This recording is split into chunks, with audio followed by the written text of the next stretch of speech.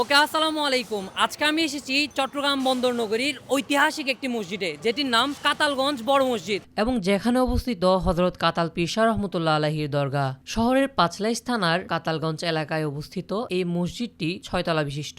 স্থাপত্য শৈলীর দিক দিয়ে বলতে গেলে এক কথায় এই মসজিদটি একটি আর্কিটেকচারাল মাস্টারপিস। অজুখানা থেকে শুরু করে মসজিদের প্রতিটি অংশে রয়েছে আধুনিক কারুকার্যের ছাপ। নিচতলা এবং দ্বিতীয় তলা সম্পূর্ণ মার্বেল পাথরে তৈরি। এছাড়াও দেশ বিদেশের দামি টাইলস ও সুন্দর কাঠের কারুকাজে সজ্জিত এই মসজিদ এবং এর পাশেই রয়েছে হযরত কাতাল পীর শাহ রহমতুল্লাহ আলাইহির দরগা। প্রায় ৭০০ বছর আগে পারস্য থেকে ইসলাম প্রচারের জন্য এদেশে আসেন বারাউলিয়ার অন্যতম হযরত কাতাল পীর শাহ রহমতুল্লাহি আলাই। তার নাম অনুসারেই এই এলাকার নাম হয় কাতালগঞ্জ এবং তার মাজার শরীফকে কেন্দ্র করেই গড়ে উঠেছে এই মসজিদটি। পাশের এই নলকূপটিও প্রায় ৭০০ বছরের পুরানো। প্রত্নতাত্ত্বিকদের মতে এটি একটি ঐতিহাসিক কারামতের নিদর্শন। এই নলকূপ থেকে এলাকার মানুষ সেকাল থেকে পানি পান করে আসছে এবং অনেকেই দূর দূরান্ত থেকে এসে বরকতের নিয়তে পানি সংগ্রহ করে নিয়ে যান। এই মসজিদটিতে একসাথে নামাজ পড়তে পারেন প্রায় ৬ থেকে ৮ হাজার মানুষ। ব্লগটা শেষ পর্যন্ত দেখার জন্য অশেষ ধন্যবাদ। আসসালামু আলাইকুম ওয়া রাহমাতুল্লাহ।